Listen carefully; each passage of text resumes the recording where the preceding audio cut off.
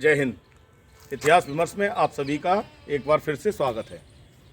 साथियों, आज हम ग्वालियर के आसपास के ऐतिहासिक स्थलों के भ्रमण पर निकले हुए हैं और आज हम आपसे इस वीडियो के माध्यम से जो चर्चा करेंगे वो गुजरी महल के संदर्भ में करेंगे।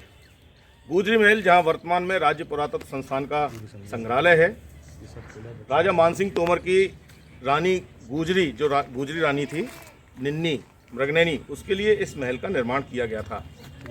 इस महल में तो आपने कई बार आए भी होंगे, लेकिन आज मैं इस महल के पीछे के भाग को आपको दिखाने ले चल रहा हूं, जिसमें बहुत सारी नवाचार हैं जो तत्कालीन समय में राजा महाराजा सोचा करते थे। वो आज मैं आपको इस वीडियो के माध्यम से दिखाऊंगा, क्योंकि गुजरी महल तो आपने आमतौर पर देखा ही है। तो आज मेरे साथ इस वीडियो में बने रहिए।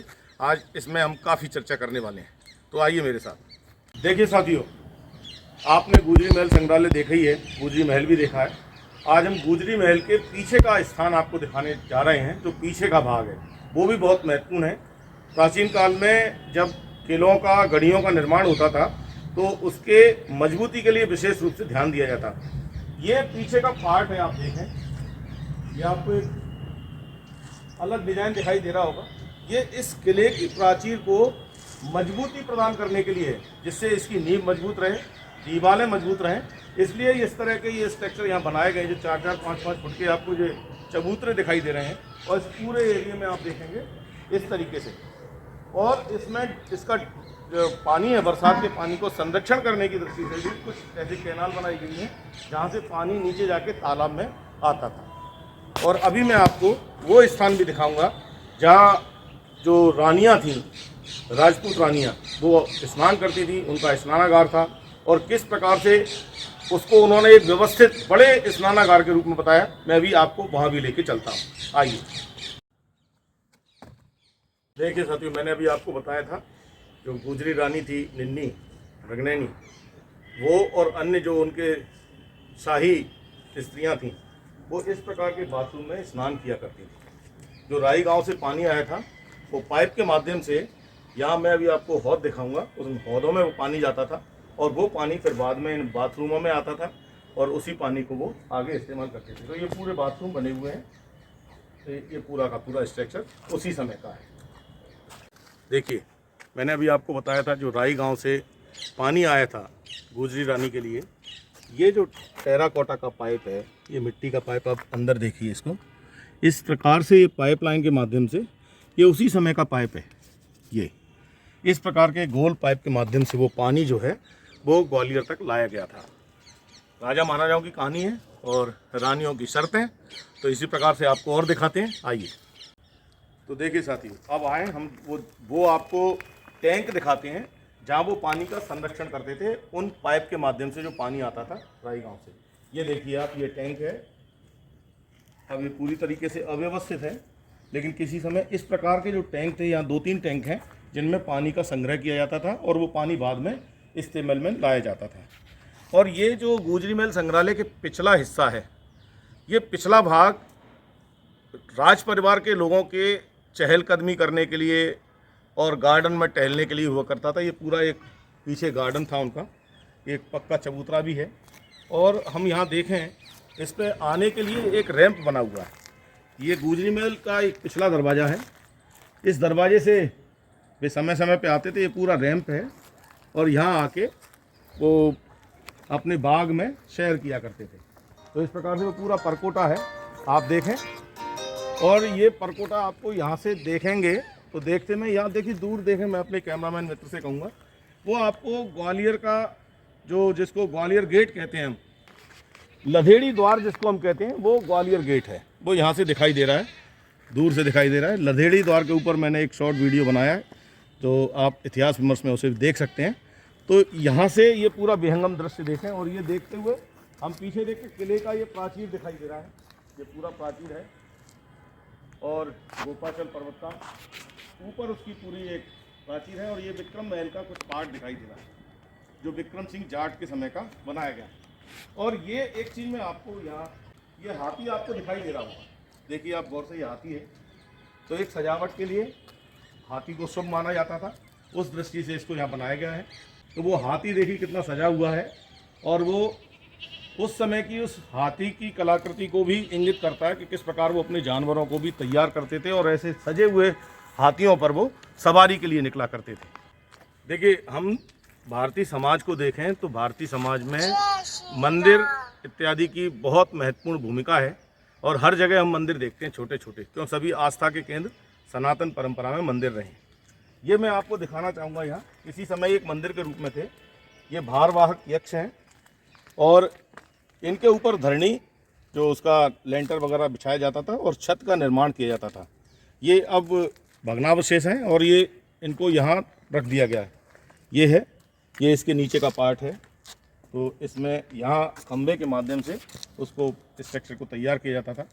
और उधर नीचे आप देखेंगे उस कुंड के नज़दीक में भी इसी मंदिर के कुछ अवशेष हैं जिन्हें नीचे लगा दिया गया है।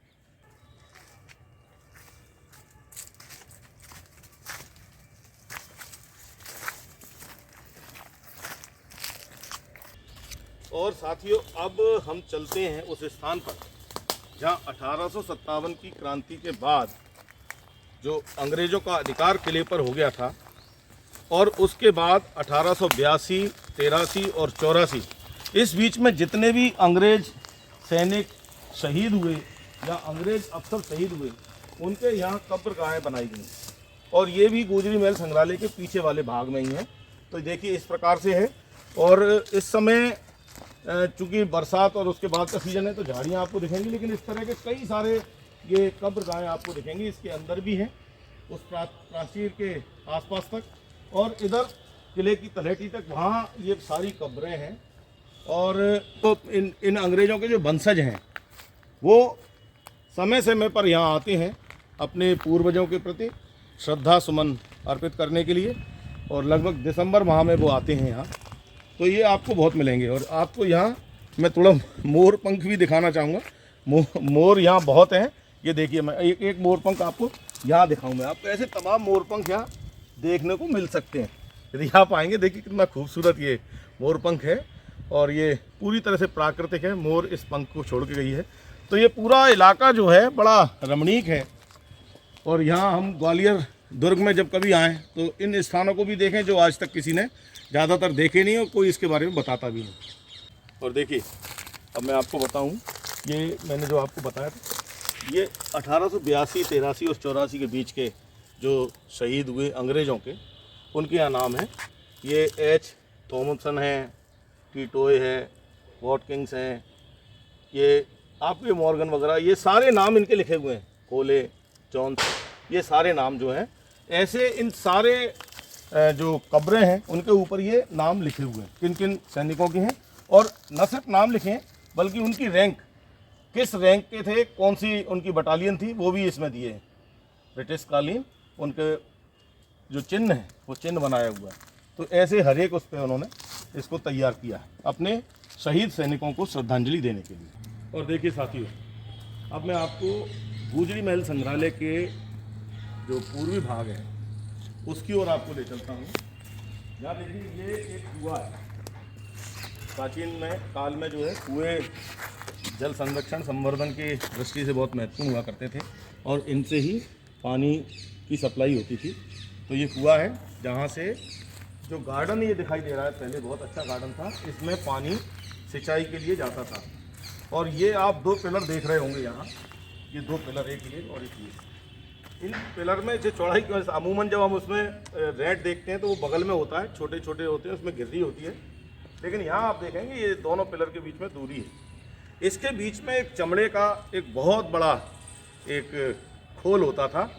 उस खोल को नीचे ले जाके पानी इसमें से खींचते थे और वो पानी यहाँ डालते थे और इस कुंड के माध्यम से ये पानी आगे चला जाया करता था और पूरे इसमें सिंचाई के काम आता था।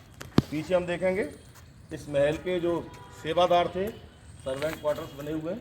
ये उसी समय जब गुजरी महल का निर्माण किया था तो सर्वेंट्स के लिए ये क्वार्टर्स का भी निर्माण किया गया था। आज तो दोस्तों, आज आपने गुजरी महल संग्रहालय के माध्यम से ग्वालियर के छिपे हुए इतिहास को जाना, उसके बारे में समझा। मैं समझता हूँ आज के लिए इस वीडियो में इतना काफ़ी है। अगली बार फिर हम आएंगे। गुजरी महल संग्रहालय को घूमने के लिए हमें कई सारे दिन लगेंगे।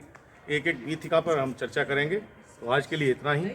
यदि आप इतिहास विमर्श से अभी तक नहीं जुड़े हैं तो आप इससे जुड़ सकते हैं। इसे सब्सक्राइब कर सकते हैं, बेल आइकन पर जा सकते हैं और ऑल के ऑप्शन पर जाएं, जिससे इस चैनल के माध्यम से समय समय पर जो सूचनाएं मैं आपके लिए लाता हूं इतिहास और अन्य विषय पर, वो सबसे पहले आपको मिलें। तो आज के लिए इतना ही। आपने ये वीडियो पूरा देखा, इसके लिए आपको बहुत बहुत धन्यवाद। जय हिंद।